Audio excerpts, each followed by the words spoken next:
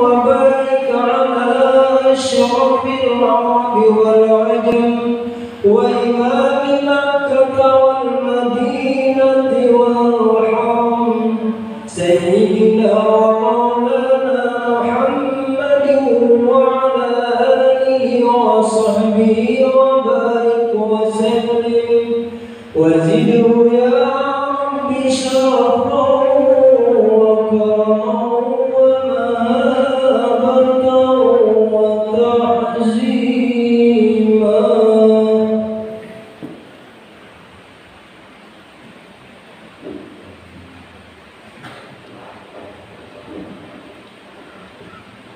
Assalamualaikum warahmatullahi wabarakatuh. معاشر المسلمين رحمكم الله، إن يومكم هذا اليوم العظيم عزمه الله وشرفه، ومن يرغب من الأيام وعرفه. قال النبي صلى الله عليه وسلم: من صام ثم أتبعه بستين من سوار فكأنما صام سنة كلها. فإذا صعد الخطيب المنبر فاستمعوا خبر يوم عيد الفطر رحمكم الله. فاستمعوا خبر يوم عيد الفطر رحمكم الله. فاستمعوا خبر يوم عيد الفطر رحمكم الله.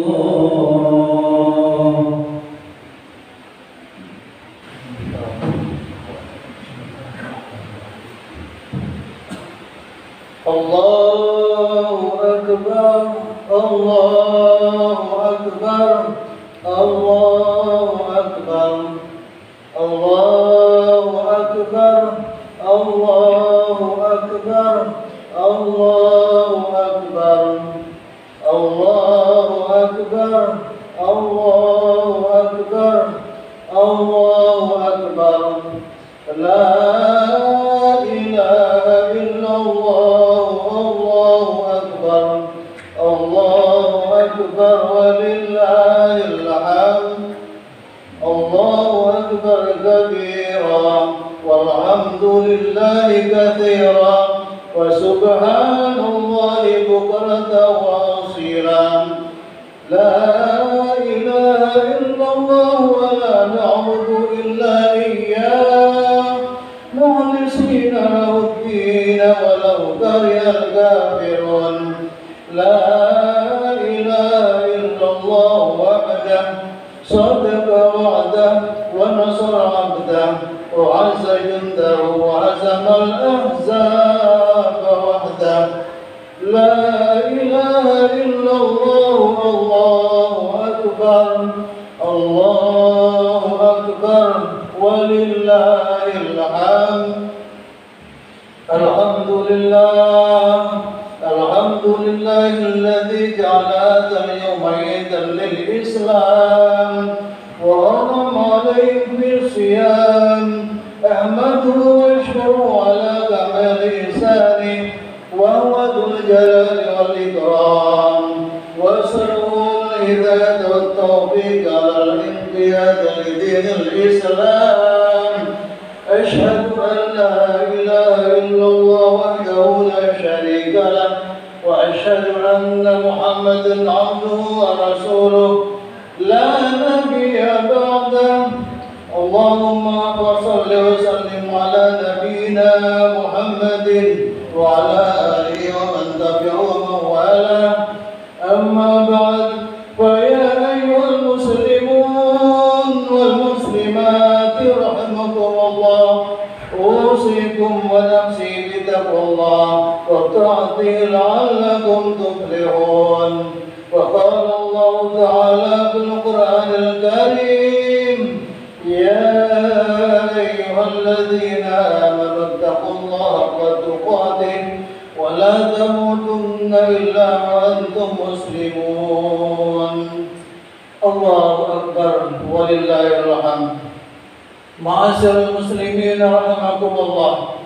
Marilah kita bersyukur kepada Allah Subhanahu wa taala karena pagi ini kita umat Islam yang beriman seluruh dunia telah dianugerahkan nikmat berupa kegembiraan.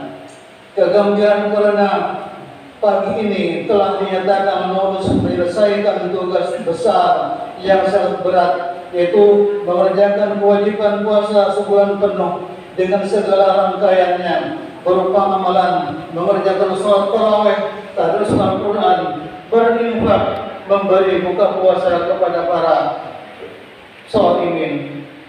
Kegembiraan kedua karena mendapat jaminan ampunan dari Allah Subhanahu wa taala lantaran telah berhasil melaksanakan puasa Ramadan. Di pagi hari ini kita seluruh umat muslim yang beriman telah kembali menjadi suci. Semua dosa-dosa yang pernah kita perbuat lantaran berpuasa Ramadan dengan iman dan berharap rahmatnya akan dihapus oleh Allah Subhanahu wa taala. Mari kita tingkatkan ibadah kehadiratnya.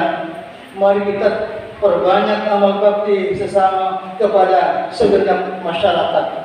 Mari kita wujudkan suasana hormat, menghormati satu sama lainnya, saling memaafkan, cinta sesama, memberi pertolongan kepada yang lemah, sehingga suasana masyarakat bersatu padu, penuh kedamaian, keselamatan dan kebahagiaan. Semua itu kita lakukan semata-mata taat dan patuh kepada perintah Allah Subhanahu wa taala. Ma'asyiral muslimin rahimakumullah.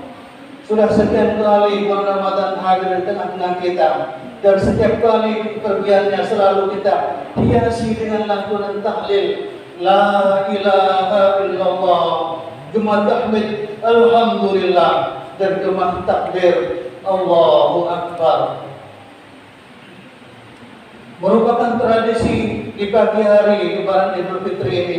Kita tidak tahu apakah ungkapan itu merupakan perasaan sedih karena telah berpisah dengan bulan yang penuh ampunan, atau hanya sekedar berpartisipasi kepura-puraan melalui Ramadan dan Hari Raya Idul Fitri ini. Hendaknya kita introspeksi atau muhasabah agar ke depan kualitas ketakwaan dan kehidupan kita lebih baik lagi. Dalam usaha untuk meningkatkan ketakwaan dan memperbaiki kehidupan kita, perlu memperhatikan sabda Rasulullah sallallahu alaihi wasallam. Rasulullah sallallahu alaihi wasallam bersabda, "An Anas bin Malik radhiyallahu anhu, qala Rasulullah sallallahu alaihi wasallam, inna min sya'ata ayyarbal ilma wa yudhul jahra wa yashrabul khamra wa yudhiruz zina wa taqsurun nisa wa yaqulur rijal hatta yakuna limsidan ratal qimal wahid."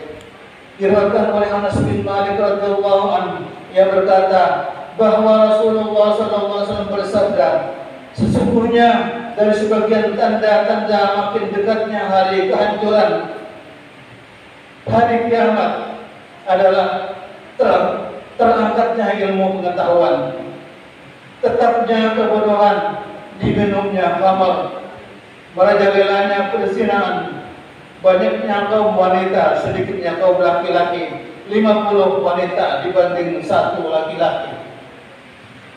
Jika terjadi benar-benar 5 hal yang disebutkan dalam hadis di atas, maka lampu merah bagi umat manusia, kiamat segera datang, dan terjadi 5 hal tersebut berarti goyahnya sendi-sendi kemasyarakatan yang merupakan ancaman berat bagi hancurnya peradaban manusia.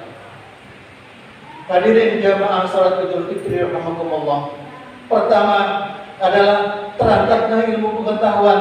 Artinya bukan manusia yang bodoh tidak berilmu, tetapi sebaliknya manusia makin pandai, makin pintar, dan hampir tak ada rahasia alam yang lolos dari pengamatan manusia yang membuat kecerdasannya makin menakjubkan seperti yang terbukti dewasa ini. Manusia setiap hari panen ilmu pengetahuan dan teknologi. Dan abad ini sempat menerima gelar sebagai abad keajaiban ilmu pengetahuan. Namun apa yang terjadi? Yang terjadi malah sebaliknya. Manusia makin merasa ada sesuatu yang dialami yang selama ini hilang, diterampas oleh ilmu dan teknologi, yaitu hati nuraninya ilmu dan teknologi tidak lagi dikuasai oleh manusia, tetapi manusialah yang dikuasainya, diperbudak, dan manusia pun menjadi robot-robot yang tidak berjiwa. Kekejaman, kebrutalan, kebengisan, peperangan yang tak ditandai dengan lomba persenjataan, tak mengenal puas, bunuh diri, pembantaian, dan bermacam bentuk kejahatan makin hari semakin membengkak. Masyaallah muslimin rahimakumullah.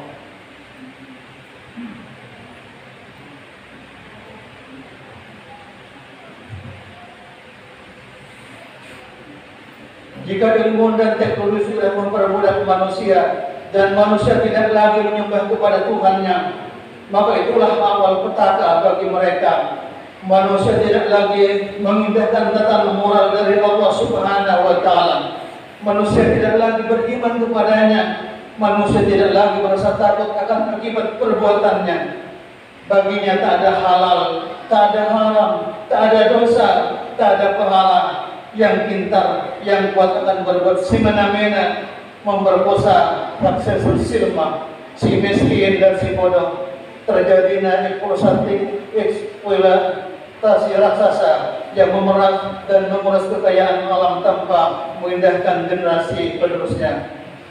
Rasa iba, rasa sayang, rasa cinta, rasa tanggung jawab sudah sirna di hati mereka, sebab Tuhan sudah disingkirkan dari hatinya, dalam hatinya. Maka kehancuran terjadi di mana-mana. Itulah maksud oleh Rasulullah SAW. Ilmu sudah terangkat.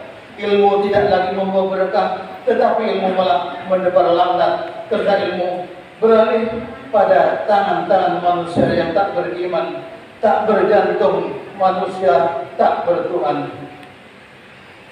Tanda-tanda kiamat yang kedua, tetapnya kebodohan. Yang dimaksud Rasulullah adalah sesatnya pandangan manusia yang menganggap bahwa dunia adalah awal dan akhir dari segala-galanya. Mereka tidak lagi mempercayai akhirat sebagai tempat yang abadi. Ada yang dianggap itulah hal yang real. Ada yang temporer, yang dianggap itu yang kekal. Dengan kata lain, iman telah sirna di hati kebanyakan manusia karena hatinya tertutup rapat oleh racun duniawi. Dogma materialis boleh jadi mencerdaskan akal manusia, tetapi akibat yang pasti adalah mematikan hati nurani manusia. Itulah kebodohan yang benar-benar kebodohan. Akalnya cerdas tetapi hatinya gelap. Hal ini sudah dijelaskan oleh Allah Subhanahu wa Ta'ala dalam surat Ar-Rum ayat 7. Ya'lamuna zahiran minal hayatid dunya wa hum 'anil akhirati hum ghafilun. Artinya mereka hanya mengetahui yang lahir saja dari kehidupan dunia, sedang mereka tentang kehidupan akhirat adalah lalai. Coba kita renungkan sabda Rasulullah SAW. Hubbud dunya ra'su kulli hatiyatin. Artinya tergila-gila pada dunia adalah pangkal pokok segala kejahatan. Hadis riwayat Ibnu Abi Dunya dan Al-Baihaqi. Tanda-tanda hari kiamat yang ketiga adalah budaya teler, karena meminum minuman keras dan sejenisnya, heroin, morfin, candu, dan apalagi namanya yang merampas masa depan manusia. Penyakit rohani dan gangguan kepribadian merupakan faktor-faktor penting dalam tindak tanduk kriminal, pelanggaran, bunuh diri, alkoholisme, ketegangan obat bius, dan amat sering pula dalam soal seksual, perceraian, dan perkelahian. 14 abad yang silam, Islam melarang dengan tegas bahwa minuman yang memabukkan adalah haram hukumnya. Bahayanya jauh lebih dahsyat dari manfaatnya, merusak jiwa dan kesehatan tubuh. Orang-orang yang merasa pendidikan modern dengan sinis menuduh bahwa ajaran Islam adalah tirani yang merampas kebebasan manusia. Dewasa ini banyak peminum alkohol yang suka disebutkan, dan ini terjadi justru di mana-mana disebut negara superpower. Kini jumlah penderita alkoholisme makin menyusut, bahkan makin membengkak. Di mana-mana negara-negara yang disebut maju dan berkembang, tidak ketinggalan negara kita Indonesia hingga ke pelosok-pelosok tanah air. Masihkah manusia meremehkan peringatan Allah? Masihkah manusia belum bisa membedakan mana yang budaya maju dan mana yang budaya sampah? Allah berfirman, A'udzubillahi minasyaitonir rajim. Ya ayyuhalladzina amanu innamal khamru wal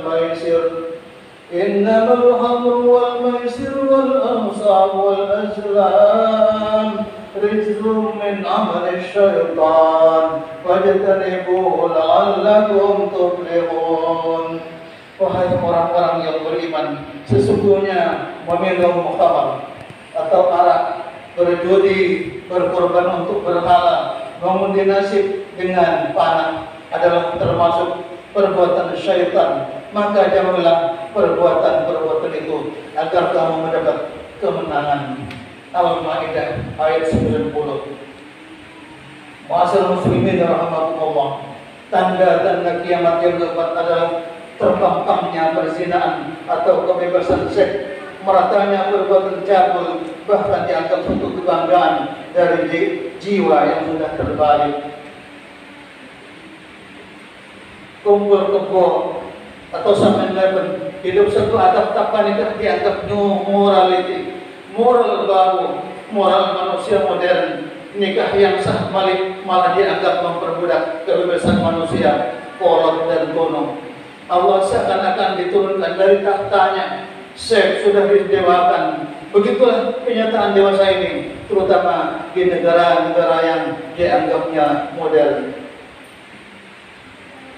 Tanda-tanda kiamat yang kelima adalah jumlah kaum wanita membengkak, jumlah laki-laki menyusut 1:50. Sudahkah pernyataan Rasulullah SAW terbukti? Entahlah, namun yang pasti adalah perang, dan perang tak pernah selesai. Perang antara Palestina dan Israel kian memuncak. Pembantaian di mana-mana, perampokan, pembunuhan sadis, korban berjatuhan, penembakan terhadap pengawal Rizik Syihab, semuanya adalah laki-laki. Morfinis, peminum pecandu berat, makin membudaya di mana-mana. Akibatnya menelan korban merenggut nyawa manusia. Terbanyak adalah kaum laki-laki.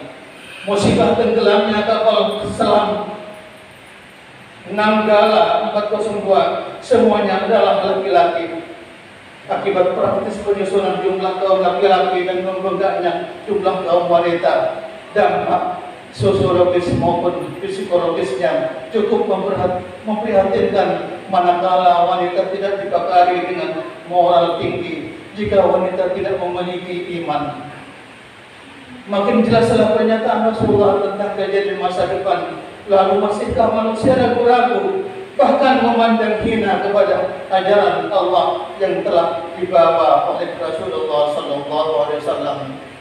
Hadirin jamaah rahimakumullah, dari khutbah kami tambahkan dengan perkembangan Islam di mancanegara. Dulu ada namanya Uni Soviet, negeri yang sangat benci terhadap Islam, beraliran komunis. Agama Islam dilarang, masjid-masjid ditutup, ada yang dirobohkan, ada yang dijadikan gedung olahraga, ada yang dijadikan kandang ternak. Kaum muslimin mendidik agamanya dengan sembunyi-sembunyi, bahkan bersembunyi di bawah tanah. dengan takdir Allah Subhanahu wa Ta'ala. Akhirnya Uni Soviet pecah, Partai Komunis Joseph Stalin bubar, tampil presiden yang memberi rasa keadilan. Vladimir Putin memberi kebebasan kepada rakyatnya untuk memilih agama, maka berbondong-bondong rakyat Rusia masuk ke dalam agama Islam. Maka pemeluk agama Islam sekarang mencapai 25 juta sampai 30 juta dan 7.000 masjid telah berdiri di negara Rusia. Berikutnya Islam di Amerika. Sejak terjadinya tragedi WTC, kaum muslimin di Amerika mengalami bermacam penghinaan, cemoohan sampai kata-kata terorisme, apalagi sejak terpilihnya Donald Trump menjadi presiden Amerika Serikat. Setiap muslim yang berkunjung ke Amerika dipersulit jika wanita yang memakai jilbab digeledah, jangan-jangan membawa bom atau bahan peledak. Tetapi Allah Maha Kuasa, Donald Trump dilengsarkan oleh Allah Subhanahu wa Ta'ala, baru saja diganti oleh George Biden, dapat dukungan dari kaum muslimin, juga mengambil juru bicara Gedung Putih, seorang wanita muslim yang berjilbab bernama Samira Fazeli yang berasal dari Kashmir, India. Dalam menyambut datangnya tahun bulan Ramadan, John Biden mengatakan, Al-Quran adalah cahaya langit dan bumi. Kebenaran Al-Quran tidak terbantahkan. Umat Islam menambah kekayaan bagi Amerika Serikat, dan setiap hari berbondong-bondong orang-orang Amerika masuk ke dalam agama Islam. Yang terakhir adalah Turki. Negeri dinasti Utsmani berabad-abad menguasai benua Asia sebagian, Eropa sebagian. Pada akhir abad ke-19, kehalifan Turki beruntung. Akhirnya Turki dikuasai seorang nasionalis, Kemal Atatürk. Semenjak itu simbol-simbol Islam dihapus. Masjid Hagia Sophia yang bersejarah dijadikan pusat kebudayaan. Panggilan azan diganti dengan bahasa Turki. Allahu Akbar diganti Allahu Akbar. Akhirnya Turki menjadi negeri sekuler dengan pertolongan Allah Subhanahu wa Ta'ala. Sekarang tampil pemimpin Islam yang soleh yang bernama Tayyip Erdogan, yang mengembalikan Turki ke dalam kejayaan Islam di masa lalu. Simbol-simbol Islam tegak kembali berkumandangnya di menara Masjid Hagia Sophia. Suara adzan yang vakum selama hampir 100 tahun di Hagia Sophia sekarang bersinar kembali. Kini masjid yang bersejarah Hagia Sophia resmi menjadi masjid kembali dengan lantunan surat Al-Baqarah yang dibacakan oleh sang presiden Tayyip Erdogan, membaca surat Al-Baqarah ayat 1 sampai 10. Allahu Akbar, Allahu Akbar, walillahil hamd. Ma'asal muslimin rahimakumullah. Marilah kita mengenal tantangan kita, mengkonsentrasikan hati kita dan pikiran kita untuk munajat dan mohon kepada Allah Subhanahu wa Ta'ala.